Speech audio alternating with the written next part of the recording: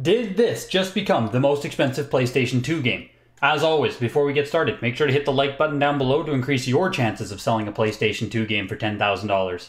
For those that don't know, Heritage Auctions just finished its latest signature round this weekend, and with it came some pretty heavy sales on some pretty good titles. We had some Marios selling for some great prices, we had Donkey Kong selling for $72,000, Michael Jackson for $38,000, and amongst all of these sales here, we had 2 PlayStation 2 games that were a part of this auction. Now, for those that don't know, in order to go to a Heritage Signature auction, you generally have to be of a higher pedigree, and you have to be graded by WATA. A lot of these items are the highest of the high, the best of the best. So, which 2 PlayStation 2 games were allowed to join such a prestigious auction? And why did they both sell for over $10,000? Let's examine a bit. So, the first one we have selling here is God of War. Sold for $10,200. Now, that is insanity, really. And what makes this even more insane is if you look at this God of War game, it is the second print that sold for $10,000 here. And this is just... If you've been collecting for a while now, you know that this game is not rare by any sense of the term. These God of War titles that do not have the UPC strip at the top can be found, or used to be able to be found, quite commonly for quite dirt cheap. There are hundreds out there, if not thousands, of this title. You have to remember, this is a 2006 or later reprint done of the game. And when you start considering 2006, sure, a lot of people who were buying this game were buying it to open it. I don't disagree with that. But this game might have lasted on retail shelves until 2010.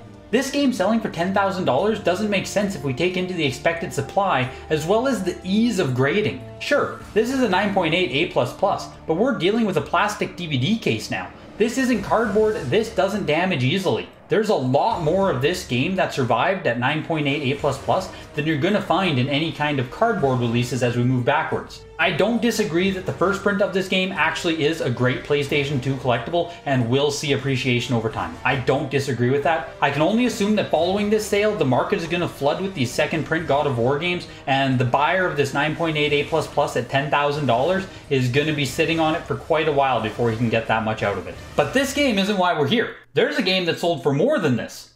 And to everything I see, this is now considered the most expensive PlayStation 2 game. So what do we have? Grand Theft Auto San Andreas first print, selling for a record price of $10,800. It's insanity. Again, you run into this issue of, sure, it's San Andreas, it's an amazing, incredible game, but this game sold incredibly well as well. I know you can make the argument that everyone who bought it was opening it and there just aren't that many factory sealed ones remaining out there. And sure, to some degree that is true and will hold.